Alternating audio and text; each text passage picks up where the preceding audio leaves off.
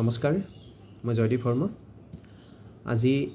life ইন্সুৰেন্সৰ এটা খুব গুৰুত্বপূৰ্ণ বিষয় যাক কোৱা হয় ৰাইডাৰ অৰ্থাৎ আমি যেতিয়া পলিসি এটা লাইফ ইন্সুৰেন্স পলিসি এটা বিক্ৰী কৰোঁ তেতিয়া আমি পলিসিৰ লগত কাস্টমাৰৰ বিভিন্ন ধৰণৰ দিশৰ সুবিধাৰ্থে সামান্য এক্সট্ৰা প্ৰিমিয়ামৰ জৰিয়তে তেওঁলোকে ল'ব পৰা মানে মূল প্ৰিমিয়ামৰ লগত তেওঁলোকে সামান্য এক্সট্ৰা প্ৰিমিয়াম ভৰিব লাগে তাৰ বাবে আৰু তাৰ বিনিময়ত তেওঁলোকে বহুত বেছি ধৰণৰ ভাল কিছুমান সুবিধা লাভ কৰে তেনেকুৱা এটা ৰাইডাৰ ADDB ৰাইডাৰৰ বিষয় মই সামান্য কথা প্ৰকাশ কৰিম বুলি ভাবিছোঁ আপোনালোকৰ লগত শ্বেয়াৰ কৰিম বুলি ভাবিছোঁ ADDB ৰাইডাৰৰ অৰ্থ হ'ল accidental death and disability benefit অৰ্থাৎ ইয়াত দুটা ৰাইডাৰ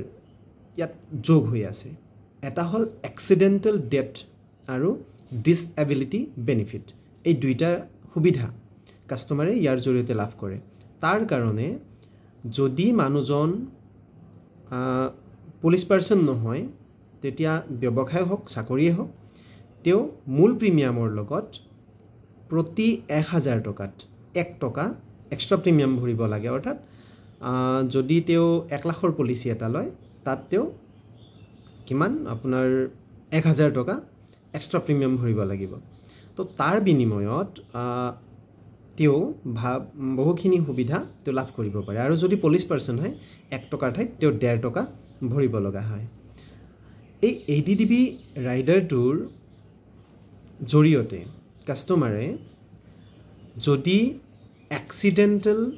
ডেথ হৈ যায় কোনো কাস্টমাৰৰ তেতিয়া তেওঁ সাম এচিউৰ্ড যেটো হ'ব বৰ্তমান সময়ত বাৰু যিকোনো পলিসিৰ মিনিমাম সাম এচিউৰ্ড 2 লাখ টকা অৰ্থাৎ কোনোবা এজন কাস্টমাৰক যদি আমি 2 লাখ টকাৰ পলিসি এটা দিও তেতিয়া পলিসি দিয়াৰ পিছত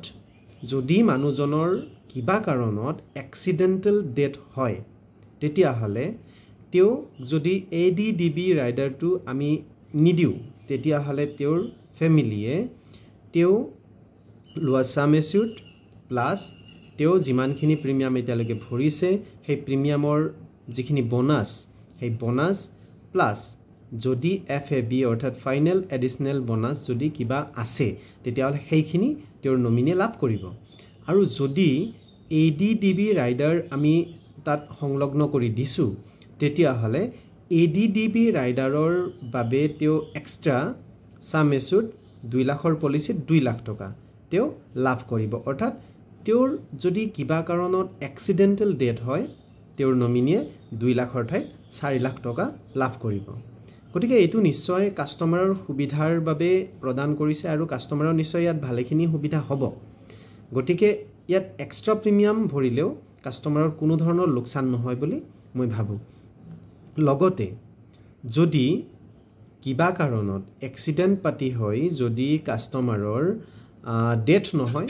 পাৰ্মানেন্টলি ডিসেবল যদি হয় অৰ্থাৎ ইয়াত কিছুমান কন্ডিশন থাকে বাৰু ডিসেবিলিটি ৰাইডাৰটো লোৱাৰ বাবে যেনে ধৰিলক তেওঁ কিছুমান কন্ডিশন আছে সেই কন্ডিশন কেইটাৰ ভিতৰত যিকোনো 4টা কন্ডিশন তেওঁ নিজে কৰিব নোৱাৰিব লাগিব তেতিয়া হলে তেওঁ সেই সুবিধা লাভ কৰে যেনে সেই কন্ডিশন কেইটা হল ড্ৰেছিং অৰ্থাৎ তেওঁ নিজৰ কাপোৰ কানিখিনি নিজে পিন্ধিব নোৱাৰা হ'ব লাগিব তেওঁ পিন্ধিব নোৱাৰিব লাগিব যদি এক্সিডেণ্টেল কিবা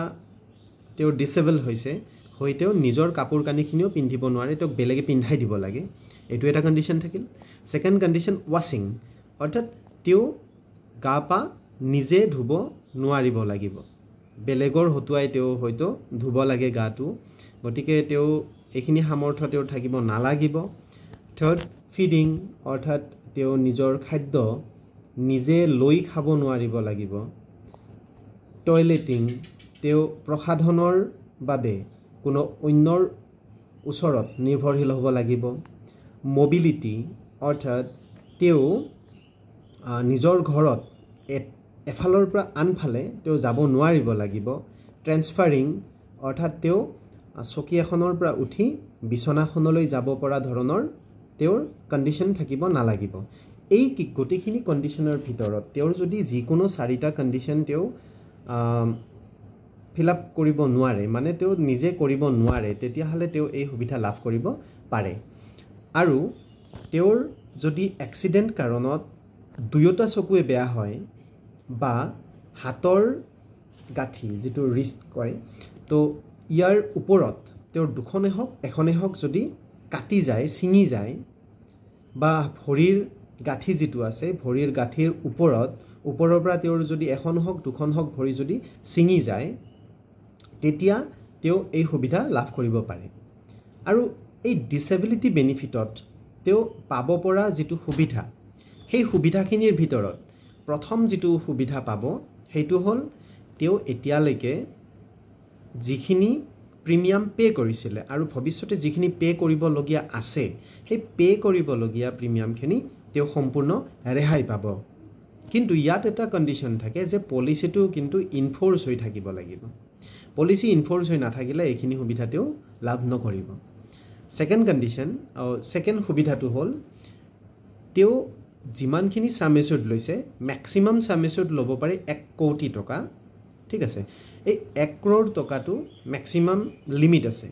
এডিডিবি ৰাইডাৰৰ ক্ষেত্ৰত এতিয়া মই 2 লাখৰ কথাটো কৈছো বাৰু 2 লাখৰ পলিচি এটাত তেওঁ 2 লাখ টকাৰ এডিডিবি ৰাইডাৰ লৈছে আৰু এডিডিবি ৰাইডাৰটো 2 লাখ টকাৰ আছে আৰু এই 2 লাখ টকাটো তেওঁ অহা 120 মাহ অৰ্থাৎ 10 বছৰলৈকে তেওঁ ভাগ কৰি তেওঁৰ ভাগত যিমানকে আহিব সেইখিনি পইচা তেওঁ প্ৰতি মাহত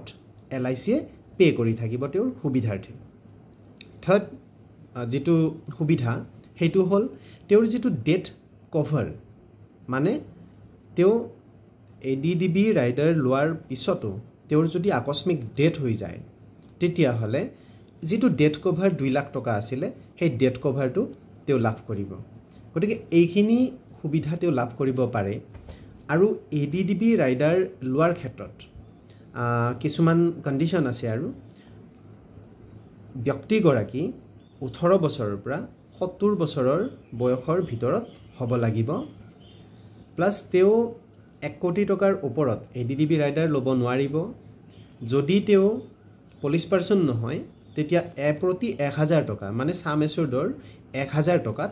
1 টকা এক্সট্ৰা প্ৰিমিয়াম তেওঁ ভৰিব লাগিব যদি তেওঁ পুলিশ পাৰ্সন হয় তেতিয়া হলে 1.5 টকা প্ৰতি 1000 টকাত তেওঁ এক্সট্ৰা প্ৰিমিয়াম ভৰিব লাগিব আৰু এডিডিবি ৰাইডাৰ যদি সুবিধা লাভ কৰিব লগা হয় তেতিয়া তেওঁৰ ডিসেবিলিটি হোক বা ডেথ হোক তেওঁ এক্সিডেন্টাল কেছৰ ক্ষেত্ৰতহে এটো গ্ৰহণযোগ্য হ'ব আৰু এই কণ্ডিশ্যনটো এই যেটো ৰাইডাৰ এই ৰাইডাৰৰ সুবিধা পাবৰ বাবে পলিচিটো 180 দিন অৰ্থাৎ 6 মাহ পাৰ হ'ব লাগিব তাৰ পিছৰ পৰা হে এডিডিবি ৰাইডাৰ তেওঁৰ পলিচিটোত কামত আহিব হয় গতিকে আপোনালোকে ভাবি চাওক যে এনেকুৱা এটা ৰাইডাৰ আপোনালোকৰ পলিচিটোত এড হৈ আছে নে নাই হেতু আপুনি চাই ল'ব আৰু যদি আপুনি নতুনকে পলিচি ল'ব খুজে তেতিয়া হলে আপুনি এজেন্টজনক কাইন্ডলি কৈ দিব যে আপোনালোকক যাতে আপুনি ল'ব খোজা পলিচিটোৰ লগত যদি এডিডিবি ৰাইডাৰটো দিব পৰা হয় তেতিয়া হলে আপোনালোকক যাতে সেই ৰাইডাৰটো প্ৰদান কৰে আৰু মই নেক্সট এটা ভিডিও বনাম যেটো এডিডিবি ৰাইডাৰৰ ক্লেইম কৰাৰ ক্ষেত্ৰত কি ৰিকুৱাৰমেন্ট থাকে বা আৰু কিছুমান কণ্ডিশ্যন থাকে সেইবোৰ কণ্ডিশ্যন লৈ মই ভিডিও এটা বনাম আৰু আপোনালোকেও আপোনালোকৰ কাখৰ বা আপোনাৰ যিজন নিজৰ পলিচি লোৱা এজেন্ট বন্ধু আছে তেওঁৰ পৰা আপুনি সম্পূৰ্ণ ডিটেইলছ ল'ব পাৰিব আৰু যদি কিবা ইয়াৰ উপৰিও বিশেষ জানিব লগা থাকে আপুনি কাখৰ এলআইসি ব্ৰাঞ্চত গৈ আপুনি ডিটেইলছ ল'ব পাৰিব ধন্যবাদ